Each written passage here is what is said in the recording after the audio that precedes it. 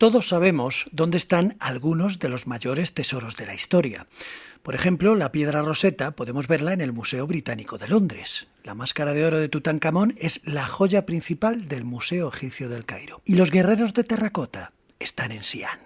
Sabemos dónde contemplar la mayoría de los grandes iconos del pasado. Pero hay una excepción fascinante. Uno de los tesoros más extraordinarios del Antiguo Egipto desapareció sin dejar rastro hace menos de 2 siglos y hoy nadie sabe dónde está.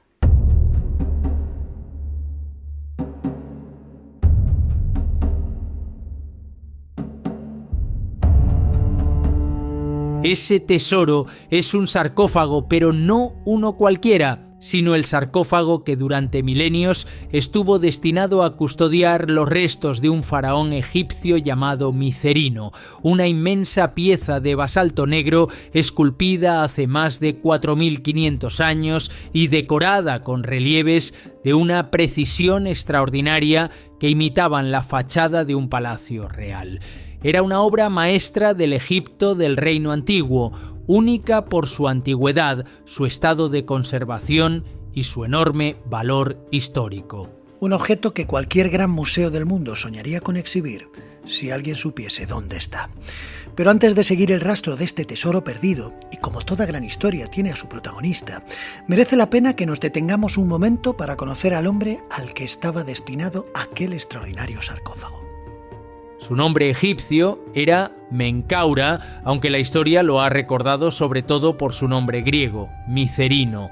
Gobernó Egipto durante la Cuarta Dinastía, la época de mayor esplendor en la construcción de las grandes pirámides. Sin embargo, su nombre ha quedado eclipsado por el de otros faraones mucho más famosos como Keops o Kefren, y resulta curioso porque fue él quien mandó construir la tercera de las grandes pirámides de Giza, la que completa la silueta más reconocible del antiguo Egipto.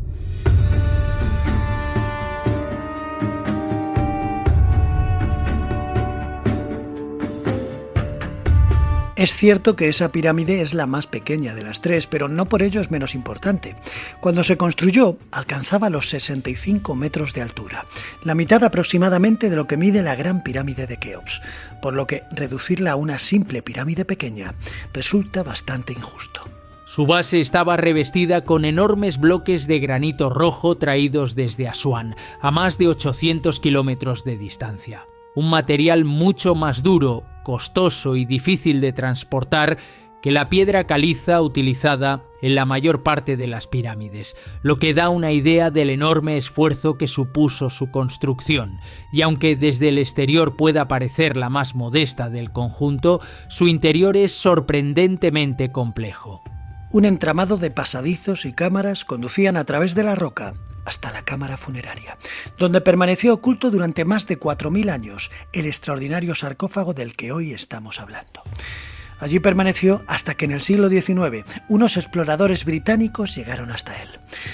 En el verano de 1837, el militar británico Richard William Howard Vyse y el ingeniero John Cy Perring llegaron a Giza con el objetivo de explorar el interior de la pirámide de Micerino. Cientos de años antes, en el siglo XII, un hijo de Saladino intentó desmontar la pirámide para aprovechar sus piedras como material de construcción. No lo consiguió, pero dejó abierta una enorme brecha en uno de sus lados que permitía penetrar parcialmente en el monumento, pero sin llegar hasta la cámara funeraria. El interior seguía ocultando muros, pasadizos cegados y enormes bloques que impedían avanzar. Howard Vyse utilizó esa brecha como punto de partida y cuando los obstáculos le cerraron el paso, no dudó en recurrir a un método que hoy resultaría impensable en un monumento de semejante valor: la pólvora.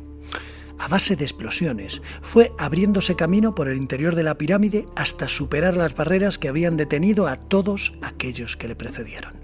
Solo entonces, tras recorrer una compleja red de pasadizos y cámaras excavadas en la roca, el equipo alcanzó por fin la cámara funeraria. Y allí estaba, pegado a uno de los muros, descansaba un sarcófago de basalto negro de más de 2,40 metros de longitud.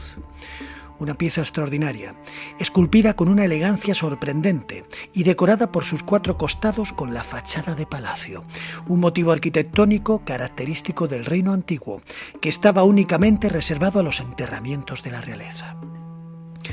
Pocas veces una expedición arqueológica había encontrado un objeto de semejante antigüedad y calidad artística.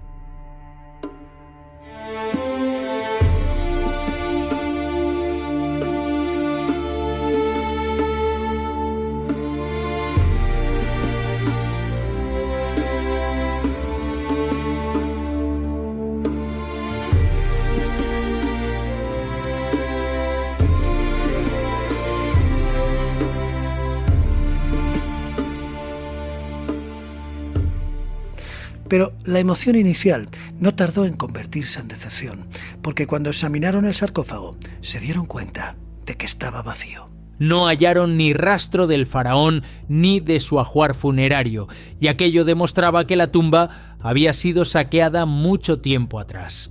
Y aquí surge una pregunta inevitable, porque si Howard Weiss tuvo que abrirse paso con explosivos para alcanzar la cámara funeraria, ¿cómo es posible que el sarcófago estuviese vacío? La respuesta es que los saqueadores habían llegado mucho antes que él, en algún momento de la antigüedad, cuando los corredores originales aún eran accesibles, y se llevaron el ajuar funerario y con toda probabilidad la momia del faraón. Pero con el paso de los siglos aquellos accesos quedaron bloqueados, de modo que Weiss tuvo que abrirse camino de nuevo prácticamente desde cero. Cuándo fue saqueada la tumba sigue siendo un misterio. Sin embargo, la historia no termina aquí, porque en la cámara apareció también un ataúd de madera con restos humanos en su interior que durante algún tiempo se atribuyeron al propio Micerino. Pero las investigaciones que se hicieron muchos años después revelaron que aquella momia había sido puesta allí casi 2000 años después de la muerte del faraón.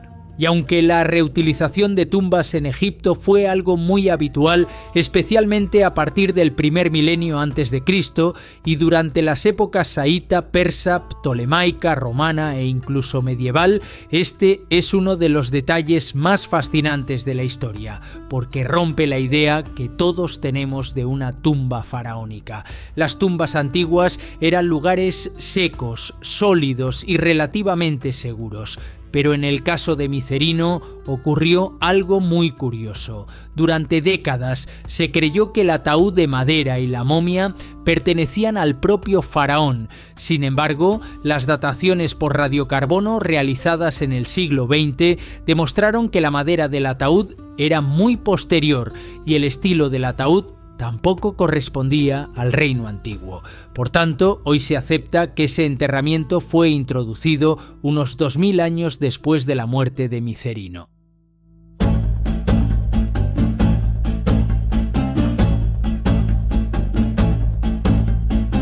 ¿Quién era aquella persona? ¿A quién enterraron en la tumba del faraón? No tenemos ni idea. No hay ninguna inscripción que permita identificar su identidad y la momia tampoco ofrece pistas. Lo único que sabemos es que no era Micerino. Y esto abre una imagen extraordinaria, la de alguien 2000 años después de construirse la pirámide, convirtiendo la cámara funeraria de uno de los grandes faraones de Egipto en el lugar de descanso de otra persona completamente distinta. No sabemos si fue un sacerdote, un noble, un personaje importante o simplemente alguien que buscaba un enterramiento prestigioso. Su identidad se perdió para siempre, pero resulta casi imposible no imaginarse la escena. Habían pasado ya 2000 años desde la muerte del faraón, el equivalente a que hoy alguien decidiese ser enterrado en el interior de un monumento construido en tiempos del Imperio Romano. Aquella pirámide ya era una antigüedad venerable para los propios egipcios. Sin embargo, alguien volvió a abrirla, introdujo un nuevo ataúd y dejó allí un nuevo difunto cuya identidad nunca llegaremos a conocer.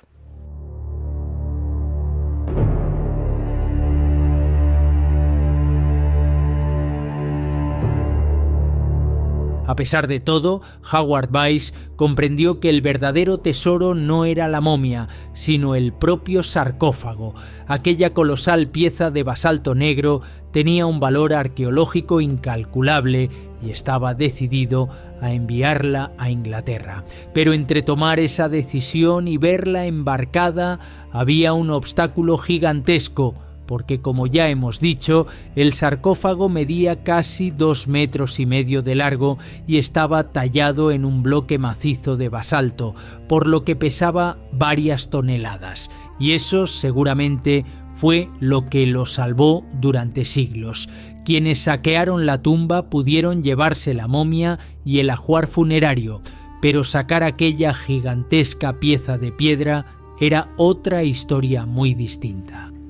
Primero hubo que sacarlo de la cámara funeraria, después hacerlo avanzar por los estrechos pasadizos del interior de la pirámide, una operación ya de por sí extremadamente delicada. Y una vez en el exterior, comenzó otra odisea todavía mayor. Había que trasladarlo a través del desierto hasta la orilla del Nilo, cargarlo en un barco y recorrer cientos de kilómetros río abajo hasta llegar al puerto de Alejandría, donde por fin se embarcaría en un navío británico que debía conducirlo hasta Londres. Allí estaba destinado a convertirse en una de las grandes joyas de la egiptología del siglo XIX.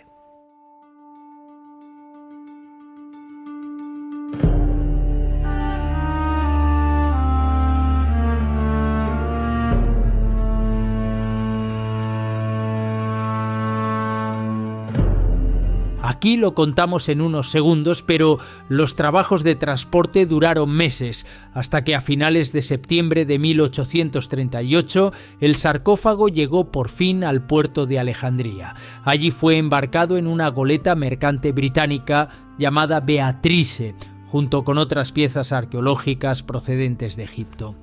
El 13 de octubre de 1838, el barco levó anclas rumbo a Inglaterra. Un viaje que comenzó sin contratiempos. El Beatrice hizo escala en Malta y continuó navegando hacia el Mediterráneo occidental según lo previsto. El sarcófago, después de sobrevivir más de 4.500 años bajo una pirámide, parecía estar a punto de iniciar una nueva vida en las Islas Británicas. Pero la realidad es que el destino tenía otros planes muy distintos. En algún punto del Mediterráneo, una violenta tormenta sorprendió al barco. El viento comenzó a azotar las velas, las olas golpeaban el casco una y otra vez y el capitán luchó por mantener el control de la embarcación mientras el temporal iba convirtiéndose en un enemigo imposible de vencer. No sabemos cuánto duró aquella lucha, pero sí sabemos cómo terminó. El Beatrice se hundió.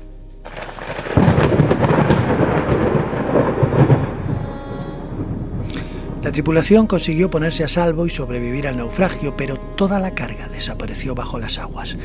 Y entre ellas, como todos saben, estaba el sarcófago de Micerino. Había permanecido intacto durante 45 siglos en el interior de una pirámide, pero bastó una sola noche de tormenta para hacerlo desaparecer del mundo conocido.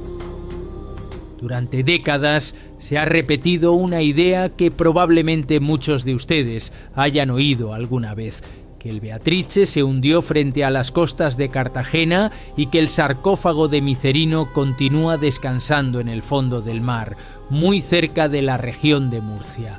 Pero la realidad es más compleja que eso. No existe ningún documento de la época que sitúe el naufragio en ese lugar. Ni los registros de la aseguradora Lloyds, ni la documentación conservada del viaje, ni los periódicos contemporáneos ofrecen una localización precisa. Por tanto, ¿de dónde sale esa idea? Principalmente de las anotaciones realizadas por el propio Howard Vyse y de las investigaciones posteriores de varios especialistas. A partir de esas fuentes, algunos arqueólogos españoles han defendido que el Beatrice podría haberse hundido entre el Cabo de Palos y Mazarrón, una zona donde las corrientes y las rutas marítimas de la época hacen compatible esa hipótesis. Pero no son pocos los investigadores que piensan que no puede descartarse un naufragio en otras zonas del Mediterráneo occidental, e incluso en lugares mucho más alejados. Y esa es una de las grandes dificultades del caso. Buscar un pecio del siglo XIX es una tarea enormemente complicada, pero hacerlo sin conocer el lugar del naufragio convierte la búsqueda en un auténtico rompecabezas. Aún así, algunos especialistas siguen siendo optimistas. El arqueólogo subacuático Iván Negueruela, por ejemplo, ha defendido públicamente que el sarcófago podría seguir frente a las costas murcianas y que con una campaña de prospección bien planificada y los medios tecnológicos actuales, localizar el Beatriz sería posible. Desde finales del siglo XIX han sido muchos los proyectos que se crearon para localizar el Beatrice, pero ninguno logró acercarse lo más mínimo. Todos acabaron chocando con idénticos obstáculos: la burocracia, los conflictos diplomáticos o la falta de financiación. Ni siquiera el proyecto Salvar al Faraón, que fue presentado en 1996 por la Fundación Arqueológica Española CLOS, logró hacerse realidad. Pero en 1999 ocurrió algo que volvió a despertar todas las esperanzas. Durante unas prospecciones submarinas que se hicieron frente a las costas murcianas, aparecieron varios platos de loza blanca con una inscripción grabada. Una inscripción que decía Beatrice.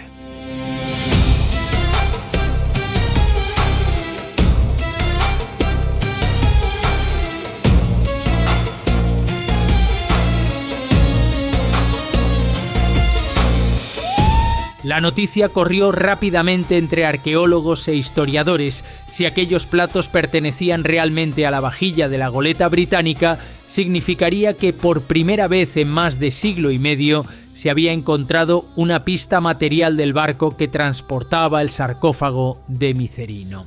Sin embargo, la ilusión duró poco. Nunca pudo demostrarse que aquellas piezas procedieran del mismo Beatrice, que había zarpado de Alejandría en 1838, por lo que, una vez más, la búsqueda volvió a detenerse, dejando tras de sí otra pregunta sin respuesta.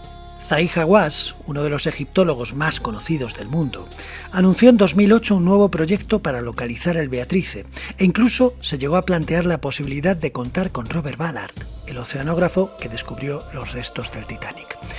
Pero a pesar de las esperanzas, aquello tampoco prosperó. Lo único que sabemos a día de hoy es que el sarcófago desapareció en algún lugar del Mediterráneo. Sabemos cuándo ocurrió, e incluso se cree conocer la zona en la que podría encontrarse, pero nadie ha conseguido nunca llegar hasta él. No obstante, aquí surge otra duda. Porque ¿qué pasaría si se encontrase? ¿De quién sería el barco? Imagínense que se encontrase en las costas españolas. ¿De quién sería el sarcófago? Si el pecio se encontrara en aguas españolas, España podría reclamar su propiedad conforme a la legislación sobre patrimonio subacuático, pero Egipto tendría argumentos para exigir la devolución de un objeto que forma parte de su patrimonio histórico. Y Reino Unido también podría reclamar algún tipo de derecho al tratarse de un barco británico que transportaba una carga embarcada legalmente según las normas de la época. Esta es una discusión que nunca ha llegado a resolverse, porque para resolverla primero habría que encontrar el barco.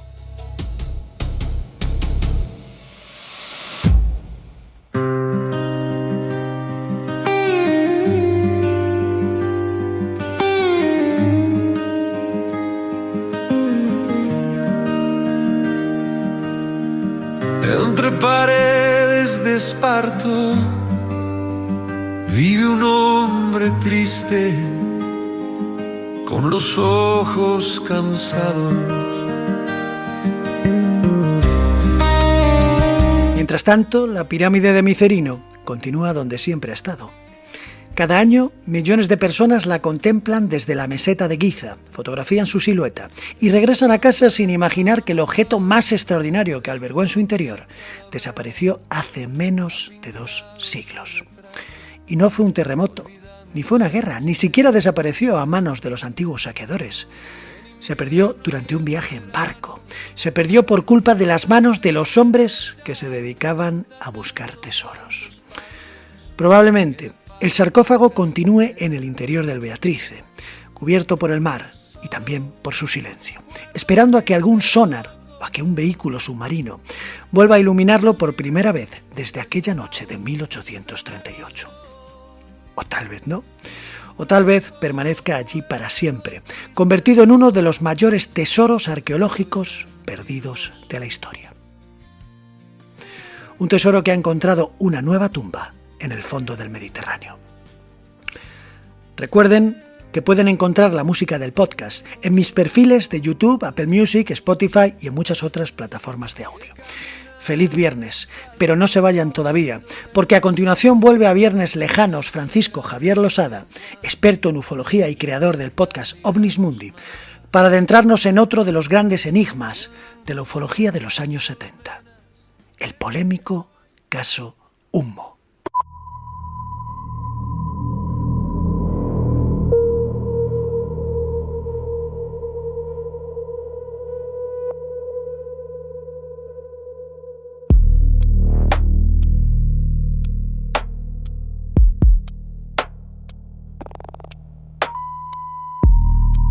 Año 1965, Madrid. España vive todavía bajo el régimen franquista. La televisión apenas cuenta con unos pocos canales e Internet no existe. Y la información sobre el fenómeno OVNI acaba circulando principalmente a través de revistas especializadas, periódicos y grupos de investigación. En ese contexto, cuando comienza a surgir uno de los mayores misterios de la ufología europea, sería hablar de uno de los casos más conocidos de la década del siglo XX. Un caso que durante décadas también dividirá a los investigadores científicos y a los aficionados. Es el caso Ummo. Todo comienza cuando varios investigadores españoles comienzan a recibir unas extrañas cartas. No proceden de ningún organismo oficial, no están firmadas por ninguna persona conocida y contienen una información completamente inesperada. Sus autores afirman ser visitantes procedentes de un planeta llamado Ummo, un mundo situado, según los documentos, a varios años luz de la Tierra. Las cartas están escritas en un lenguaje extremadamente técnico. Incluyen esquemas, diagramas, conceptos matemáticos, explicaciones sobre física, biología, sociología y descripciones detalladas de una supuesta civilización extraterrestre. Y lo más llamativo es que todas ellas aparecen identificadas con un símbolo desconocido, una especie de letra H inclinada, un emblema que pronto acabaría convirtiéndose en el icono de todo el fenómeno ulmita. A medida que pasan los meses, el número de documentos aumenta. No llegan únicamente a España, también comienzan a aparecer en Francia y posteriormente en otros países europeos. Los destinatarios suelen ser científicos, ingenieros, periodistas, investigadores del fenómeno OVNI y personas con capacidad para analizar la información recibida. Y precisamente ese detalle es lo que acaba provocando que el caso comience a ganar credibilidad.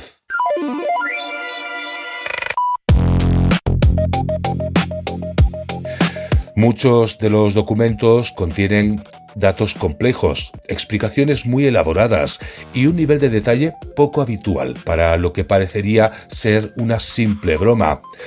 Los supuestos habitantes de Ummo afirman haber llegado a la Tierra años atrás. Según sus escritos, una expedición extraterrestre habría aterrizado en nuestro planeta en la década de los años 1950 y desde entonces habrían permanecido infiltrados entre la población humana, observando, estudiando y aprendiendo sobre nuestra civilización. Durante años, los investigadores analizaron cada nueva carta, intentaban descubrir quién las enviaba, desde dónde procedían y si existía alguna prueba física que respaldase aquellas sorprendentes afirmaciones.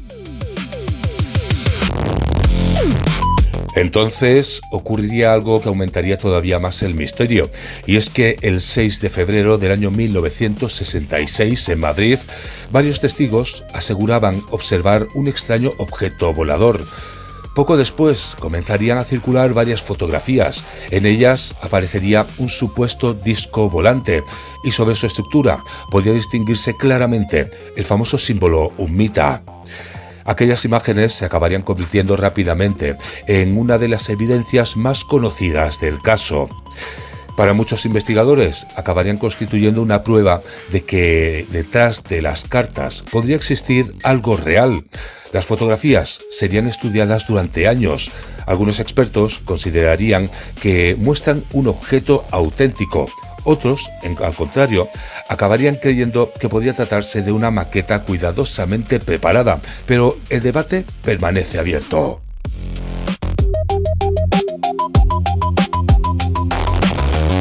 Mientras tanto, las cartas continúan llegando, a veces con pocas páginas, otras veces con documentos que superan ampliamente las 100 hojas. En ellas, los supuestos extraterrestres describen su planeta, su organización política, su estructura familiar, sus avances científicos y hasta sus creencias filosóficas. La cantidad de información acumulada termina siendo gigantesca, miles de páginas, décadas de correspondencia y una comunidad cada vez mayor de investigadores intentando descifrar el misterio. Sin embargo, también empiezan a surgir las primeras dudas. Algunos científicos encuentran errores, otros acaban también detectando contradicciones y varios expertos acaban señalando que ciertos conocimientos atribuidos a los summitas coinciden sospechosamente con teorías científicas humanas conocidas en aquella época. Las sospechas acaban aumentando todavía más cuando algunos análisis lingüísticos sugieren que gran parte de los documentos parecen haber sido redactados por una misma persona. A pesar de ello, el fenómeno sigue creciendo. Durante los años 70 y 80, el caso Humo se convierte en uno de los temas más debatidos dentro de la ufología europea. Se acaban organizando conferencias, se publican libros, se realizan investigaciones y miles de personas siguen atentamente cada nueva revelación. Sin embargo, el fenómeno Humo no se limitó únicamente a las cartas, fotografías y debates entre investigadores. Con el paso de los años, comenzaron a surgir grupos de seguidores profundamente convencidos de la autenticidad de los mensajes. Algunos de ellos llegaron a considerar los documentos summitas como una auténtica fuente de conocimiento superior. Una especie de guía procedente de una civilización más avanzada que la humana. En España y Francia aparecieron círculos privados dedicados al estudio exclusivo de los textos. Se organizaban reuniones y se intercambiaban documentos, analizaban cada una de las cartas y debatían durante horas sobre el significado de los mensajes enviados por los supuestos visitantes. Con el tiempo, algunos de estos grupos comenzaron a adoptar comportamientos cada vez más cerrados. En determinados casos se desarrollaron dinámicas que recordaban a las pequeñas sectas o movimientos de carácter casi religioso. Los summitas dejaron de ser vistos únicamente como extraterrestres. Para algunos seguidores pasaron a representar un modelo moral y social que la humanidad debería imitar. Los documentos eran estudiados como si fueran textos revelados y determinadas afirmaciones procedentes de las cartas llegaron a aceptarse sin apenas cuestionarlo. Varios investigadores advirtieron que esta evolución señalaría que algunas personas habían depositado una confianza absoluta en unos mensajes cuya procedencia jamás había sido demostrada. Lo que había comenzado como un supuesto contacto extraterrestre se estaba transformando en ciertos entornos en una auténtica creencia. No todos los grupos llegaron a esos extremos. La mayoría de los investigadores continuaron manteniendo una actitud crítica, pero el simple hecho de que surgieran estas comunidades demuestra hasta qué punto el fenómeno Humo consiguió influir en miles de personas.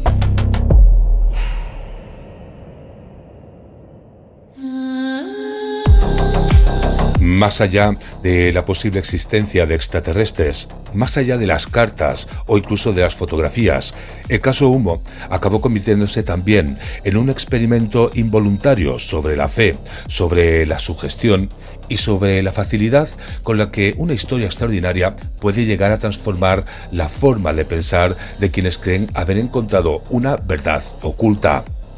Pero entonces llega un giro inesperado y es en el año 1993. Después de casi 3 décadas de misterio, un hombre llamado José Luis Jordán Peña realiza una sorprendente confesión. Según su versión, él habría sido el principal responsable del fenómeno. Afirmaba haber redactado gran parte de las cartas, diseñado numerosos documentos y creado toda la historia como una especie de experimento sociológico. Su objetivo, según explicó posteriormente, habría sido estudiar las reacciones humanas ante una supuesta comunicación extraterrestre. La noticia acaba provocando una auténtica conmoción. Muchos investigadores consideran que el misterio ha quedado resuelto. Para ellos, Humo no es más que uno de los fraudes más elaborados de la historia moderna, pero otros no están tan convencidos. Argumentan que la explicación presenta importantes lagunas. Algunos documentos aparecieron en circunstancias difíciles de explicar. Otros contienen detalles cuya procedencia sigue siendo discutida, y varios investigadores sostienen que resulta complicado atribuir todo el fenómeno a una única persona.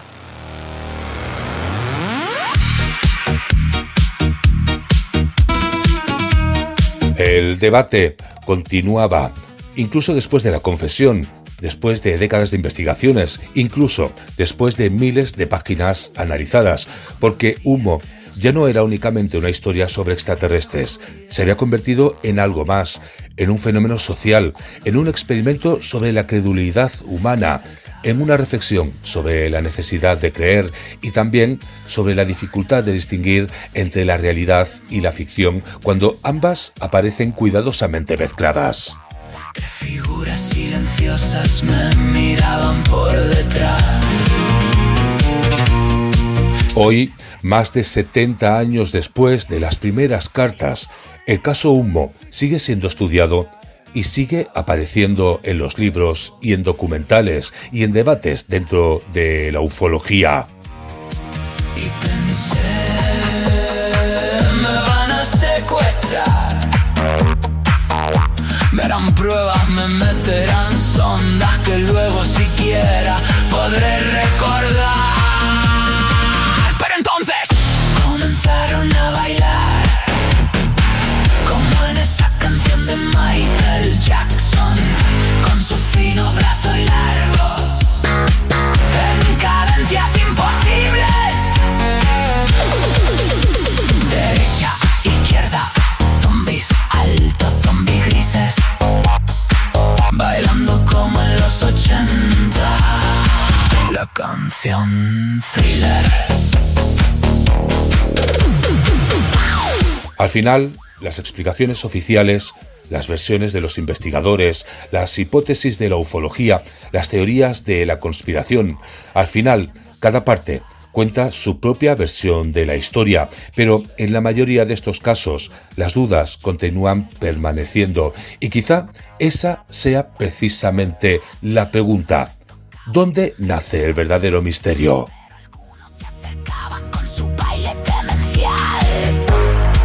Y pararon. De repente, ya está. Solo juegan. Ahora vendrán sondas que no podré recordar. Pero otra vez comenzaron a bailar, como en esa canción de Michael Jackson, con sus finos brazos largos, en cadencias imposibles. Derecha, izquierda, zombies, alto, zombies grises, bailando como en los 80. La canción Thriller.